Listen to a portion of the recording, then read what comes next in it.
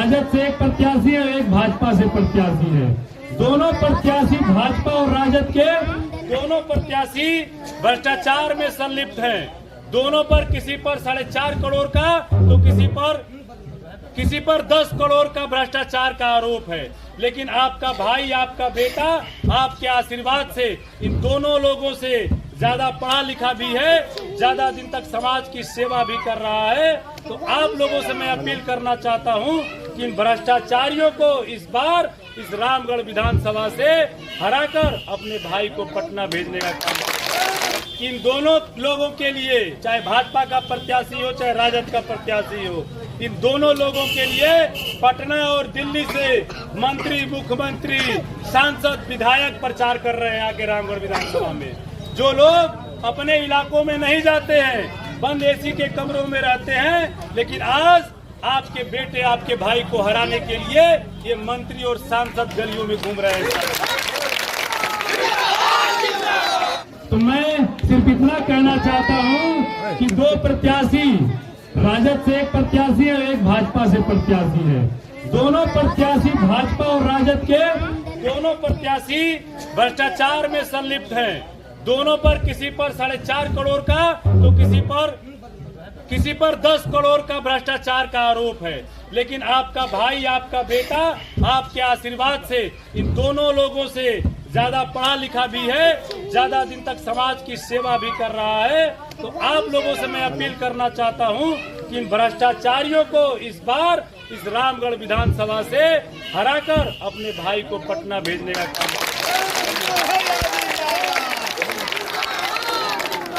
बात और कह देना चाहता हूं कि इन दोनों लोगों के लिए, चाहे भाजपा का प्रत्याशी हो चाहे राजद का प्रत्याशी हो, इन दोनों लोगों के लिए पटना और दिल्ली से मंत्री, मुख्यमंत्री, सांसद, विधायक प्रचार कर रहे हैं आके रामगढ़ विधानसभा में। जो लोग अपने इलाकों में नहीं जाते हैं, बंद एसी के कमरों में रहते हैं, लेकिन आज आपके बेटे, आपके भाई को हराने के लिए ये मंत्री और सांसद गलियों में घूम रहे हैं।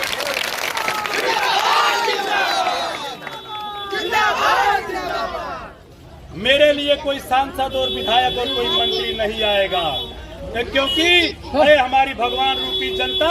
आप ही मेरे सांसद हो, आप ही मेरे विधायक और आप ही मेरे पिंटू जिंदाबाद। चुनाव पिंटू यादव नहीं लड़ रहा है, चुनाव आप लड़ रहे हैं। लड़ना आपको है, जीतना आपको है।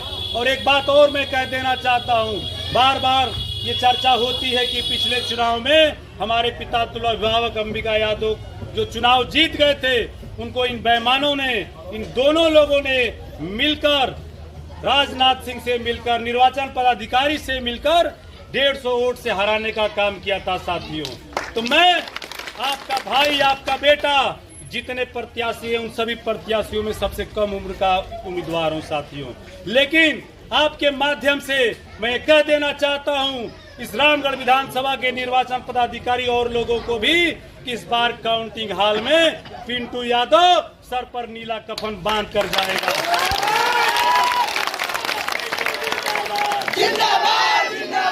अगर ये भ्रष्टाचारी, अगर ये सामंती बेईमानी करने का प्रयास करेंगे तो मैं इस मंच के माध्यम से कहना चाहता हूं कि इस बार काउंटिंग हॉल से या तो पिंटू यादव की लाश आएगी या तो उनकी लाश आएगी। तो मेरे भाई, जिंदाबाद, जिंदाबाद, पिंटू नहीं आजादी है, पिंटू जिंदाबाद, जिंदाबाद। 13 तारीख को मतदान है। 13 तारीख को सुबह 5:30 बजे सबको घर से निकलकर लाइन में लग जाना है। और जो हमारी पार्टी के जो बूथ के एजेंट होंगे, मैं उनसे भी कहना चाहता हूं कि आप 5 बजे बूथ पर पहुंच जाइएगा और मुस्तैदी से, जब ईवीएम खुलेगी तो मुस्तैदी से वहां रहना है। एक दिन आप खाना नहीं खाइएगा तो कोई दिक्कत नहीं है, एक दिन भले भूखे रह जाइएगा, लेकिन जब तक मशीन खुलेगी और वोटिंग पड़ने के बाद शाम को जब तक मशीन सील होकर गाड़ी में रख न दिया जाए, तब तक उस बूथ को आपको नहीं छोड़ना है। संघर्ष करो, हम तुम्हारे साथ हैं। यादव संघर्ष करो।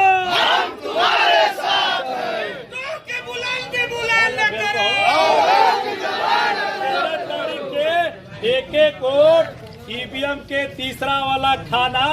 कौन खाना? कौन छाप? नहीं सुना था। कौन छाप? हाथ उठा के बतावा कि एक एक वोट हाथी छाप पर जाए ना मसौड़ा। जमानत सबकर मसौड़ा से जब्त करके भेज दिया जा हाथी के जिता के।